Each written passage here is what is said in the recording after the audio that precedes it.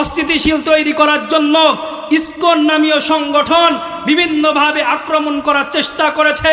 এই উগ্রবাদী সংগঠন ইসকন, আজ দেখবেন চট্টগ্রামে কিছুদিন আগে একজন সরকারি আইনজীবী যে ইসকনের বিরুদ্ধে লড়ার কারণে তাকে আক্রমণ করে জবাই করে দেওয়া হয়েছে।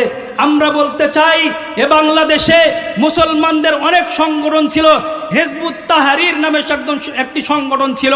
উগ্রবাদিতার কারণে, সন্ত্রাসীর কারণে তাদেরকে নিষিদ্ধ করা হয়েছে। ইসকন কোন হিন্দুদের সংগঠন নাই, ইসকন একটি উগ্রবাদী সংগঠন। এ বাংলার জমিন থেকে এই সন্ত্রাসী সংগঠন ইসকনকে নিষিদ্ধ করতে হবে, ঠিক কিনা? এ বাংলার জমিনে যারা ধর্মের নাম নিয়ে সন্ত্রাসী করবে, সে হিন্দু হোক, অন্যান্য সংগঠনের ব্যক্তি হোক, তাদেরকেও নিষিদ্ধ করতে হবে। এ জমিন মুসলমানদের জমিন। এ জমিনের মধ্যে যারা ইসলামের বিরুদ্ধাচারণ করবে, ইসলামের উপরে যারা আঘাত আনবে, এ বাংলার মুসলমান তাদেরকে জুতা পিটা করে বাংলাদেশ থেকে বিতাড়িত করবে, ঠিক কিনা বলেন? আমার ভাইয়েরা, এ জমিন শাসন করেছে মুসলমানেরা, ভারত শাসন করেছে মুসলমানেরা।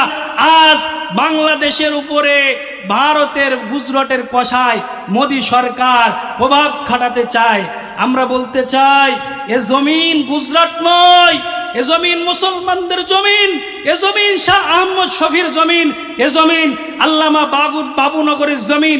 এ জমিন চরমনার পীর ফজলুল করিম রহমতুল্লাহ আলাইহির জমিন। এ জমিন শাহজালাল ইয়ামানের জমিন। এ জমিনের মধ্যে ইসলামের যারা বিরুদ্ধাচারণ করবে, ইসলামের বিরুদ্ধে যারা আওয়াজ দিবে, তাদেরকে এ জমিন থেকে জুতা পিটা করে বিদায় করা হবে ইনশাআল্লাহ। প্রিয় হাজরিন, এজন্য আমরা মুসলমান,